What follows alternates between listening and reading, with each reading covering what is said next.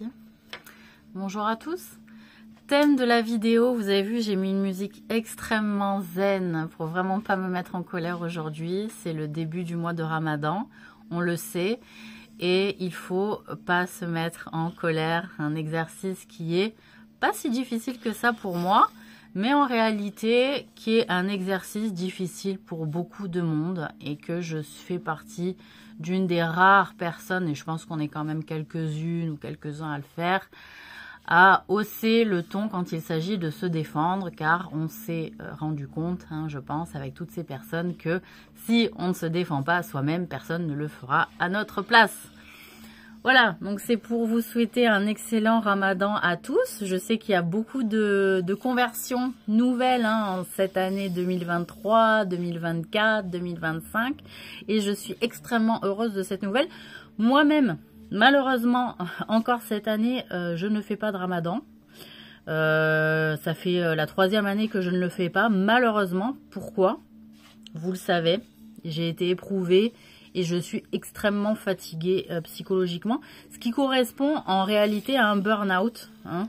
Et aussi, comme il y avait beaucoup de choses à faire passer, et avec toutes ces épreuves, je n'ai pas, même si ce serait une santé, c'est une bénédiction, je le sais.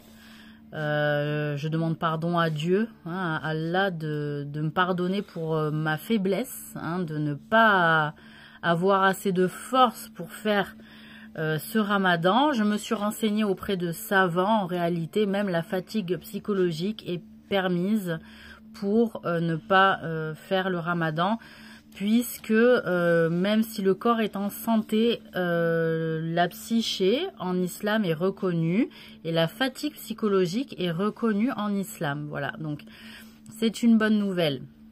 Louange à Dieu et pour tous les croyants. Je profite de dire à nos frères chrétiens aussi, qui peuvent se saisir de ce temps-là avec leurs frères musulmans, pour aussi tester des journées de Ramadan, de jeûne, pour voir ce que ça fait que de ne pas boire de l'eau pendant toute une journée. Et de voir, expérimentalement parlant, comment ça se passe au niveau du corps, au niveau de l'esprit aussi. Moi, en réalité, j'avais de grandes craintes quand je me suis convertie à ne pas pouvoir boire, moi qui bois beaucoup d'eau et qui ai porté l'eau, d'accord. En réalité, je trouve que c'est plus facile de ne pas boire quand on ne mange pas que de boire quand on ne mange pas, parce qu'en réalité, ça fait mal à l'estomac de boire sur un estomac vide. Voilà, donc j'encourage les gens qui sont des a priori par rapport au fait de ne pas boire, d'essayer de ne pas boire quand on ne mange pas. En réalité, cela est plus facile de se satisfaire seulement de sa salive pour avoir le sentiment et la sensation d'hydratation. Voilà, ce que je voulais dire aussi, donc en ce jour spécial pour les musulmans, et je me compte, c'est en réalité un moment où on fait la paix avec les membres de sa famille, où on se rapproche des uns des autres, où on fait don et générosité plus qu'à d'autres moments dans l'année envers les pauvres, et qu'il n'est pas question normalement de s'endetter pour le Ramadan. Se créer des dettes pour le Ramadan, c'est inadmissible.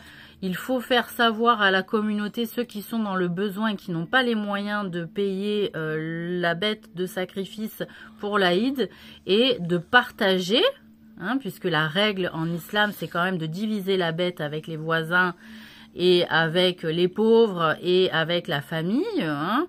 Donc, normalement, tout le monde doit pouvoir en avoir sans créer de dette pour pouvoir se payer une bête à sacrifier. Voilà.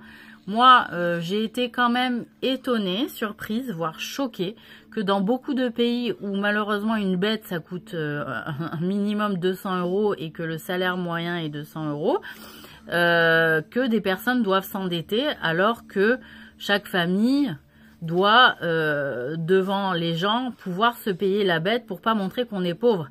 Je suis désolée, l'islam est là pour ça, pour que même les pauvres puissent subvenir à leurs besoins en comptant sur la solidarité et donc à ne pas s'endetter. Donc normalement tout le monde doit s'inquiéter de savoir qui est pauvre dans le quartier pour donner de la viande à bon escient et pour avoir un ramadan validé par les instances du paradis. T'abuses. Non mais bref, petite interlude. Non mais alors voilà, mais donc qu'est-ce que je disais? Voilà, il faut que tout le monde puisse se renseigner quand même, de savoir qui est pauvre dans son quartier pour savoir à qui donner. Et ça va, c'est la moindre des choses pour avoir son ramadan valide. Il ne suffit pas, il ne s'agit pas que de se contraindre à ne pas manger, à ne pas boire ou à ne pas dire d'insultes dans sa journée ou à ne pas se mettre en colère. Tout l'intérêt est là de connaître les gens qui nous entourent et de savoir qui sont dans le besoin et qu'ils n'aient pas besoin à demander, qu'on le sache et qu'on donne. Qu'ils ne se retrouvent pas dans l'humiliation de demander alors que nous savons qu'ils sont dans le besoin. Voilà. Donc, je fais ce grand rappel pour les musulmans puisque ce sont les plus croyants des croyants. Hein, ils sont extrêmement éprouvés, ils ont été extrêmement durement éprouvés dans leur communauté et dans leur pays. Et donc, c'est pour ça que j'apporte beaucoup de mon soutien. Qu'est-ce que je voulais dire aussi? Eh ben, je vais terminer cette vidéo sur le ramadan et je vais entamer sur un autre sujet pour pas prolonger la vidéo et que chaque sujet soit bien séparé. Merci beaucoup et Ramadan Karim.